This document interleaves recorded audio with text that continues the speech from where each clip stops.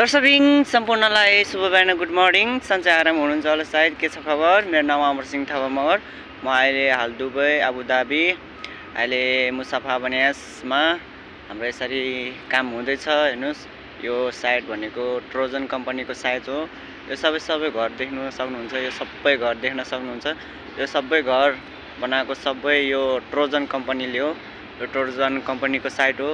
म अहिले मेरो कम्पनीको नाम चाहिँ कावादार हो, सप्लाई कावादार। अहिले म चाहिँ सप्लाई भएर ट्रोजनको साइडमा काम गर्दैछु। हेर्नुस् दर्शकबिन, मेरो नाम अमर सिंह थापा मगर। म अहिले आबुधाबी बन्यास बाह्रमा छु। म चाहिँ इलेक्ट्रिसियन काम गर्छु। सम्पूर्ण दर्शकहरू हेर्नुस्, म अहिले यहाँ यसरी लाइन छुट्याइदिएको रहेछ। यो लाइनहरू जोड्न आइराखेको छु। आज यो पिच गरेको हेर्नुस्, यो पिचहरू आज भर्खर गरे हो। हेर्नुस् दर्शकबिन साथीहरू हेर्नुस्, म चाहिँ अहिले यो लाइन जोड्न गइरहेको छु। हेर्नुस्, यो मेरो काम हो। यो इलेक्ट्रिसियनको काम मैले गर्ने इलेक्ट्रिसियन काम गर्न परेको छ। म नेपालदेखि नै इलेक्ट्रिसियन भनेर आएको हो। आउन चाहिँ इलेक्ट्रिसियन काम त पाएको छु, तर सप्लाई भएर अलिकति गाह्रो परेको छ। अरू कामहरू ठिकै छ। सम्पूर्ण दर्शकहरू, यो भर्खर बिहान बनाएको पिच हो। हेर्नुस्, यो पिच मैले अझै मस्तिर अझै पिच गर्दैछ। थोरै टाइममा म तपाईँहरूलाई देखाउँछु। हस्त है, पावर जोडिसकेको छु। यसमा पावर अब आउँछ। यो सम्पूर्ण दर्शकहरू हेर्न सक्नुहुन्छ। यो हाम्रो बन्यासको यो जोन 8 को उमा बाटोमा यसरी विकासहरू भएको छ। हेर्नुस्, यसरी सब यो घर देख्न सक्नुहुन्छ।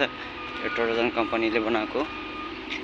यसरी हेर्नुस्, यो बाटोघाटो पनि पुरा ट्रोजनको हो। यो सबै ठ्याक्का ट्रोजनको हुन्छ। हेर्नुस्, रोडर मेसिनहरू देख्न सक्नुहुन्छ। यहाँ थरी थरीको रोडर मेसिनहरू छन्। यहाँ एउटा होइन, हजारौँ मेसिनहरू प्रयोग गर्छन्। हेर्नुस्, हाम्रो नेपालमा यसरी गर्न सकिँदैन, किनभने एउटैमा अब हेर्नुस् जस्तो भन्यो त्यस्तै मेसिन पाइन्छ यहाँ। हेर्नुहोस् सम्पूर्ण दर्शकहरू, यो बाटो भनेको एकदम भरपर्दो, यो बाटो एकदम भरपर्दो पक्का बाटो छ। हेर्नुहोस्, यहाँ चाहिँ यो मुनि समुद्र छ। सम्पूर्ण दर्शकहरू, यो मुनि समुद्र छ। समुद्रमाथि हाम्रो पिच घर बनाएको छ। हेर्नुहोस्, यो रोडर भयो, अङ्गाउला रोडर भयो। यो 5 मिटर रोडर हो, सानो रोडर छ।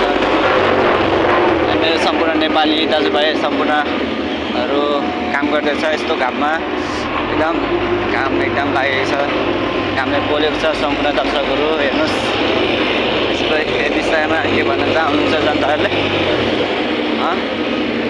हेर्नुहोस्, यसरी परदेशमा मेरा सम्पूर्ण दाजुभाइहरू यसरी परदेशमा यसरी घाम नभनिकन काम गरेर विदेश कस्तो हुन्छ रहेछ विदेश भनेर हेर्नुहोस्, आइसी थाहा पाउनुहुन्छ। यहाँ घाम पानी नभनिकन काम गर्नुपर्छ। हेर्नुहोस्, त्यसैले यसरी नै नेपालमा परदेशमा जस्तै पसिनाहरू बगाउने लगन पसिना बगाएर नेपालमा काम गरेको भए विकास पनि हुन्थ्यो होला सायद। नेपालमा हाम्रो विकास गर्नको लागि मान्छेहरू हुँदैन, किनकि परदेश हिँड्छ। सबै बाध्यताले गरेर नेपालमा शान्तिले जागिर पाउँदैन, जागिर पाउन गाह्रो हुन्छ। त्यसैले सम्पूर्ण दर्शकहरू सबै दाजुभाइहरू सबै दर्शकहरू यसरी परदेश हिँड्ने बाध्यता हुन्छन्। हेर्नुहोस्, यति भन्दै थोरै यो मनोरञ्जनको लागि मैले एउटा भिडियो प्रस्तुत गरेको छु। कस्तो लाग्छ शेयर कमेन्ट गर्न नभुल्नुहोला। हस्त धन्यवाद। यति भन्दै दुई शब्द यहीँ टुङ्गाउन चाहन्छु। हस्त धन्यवाद। जय नेपाल।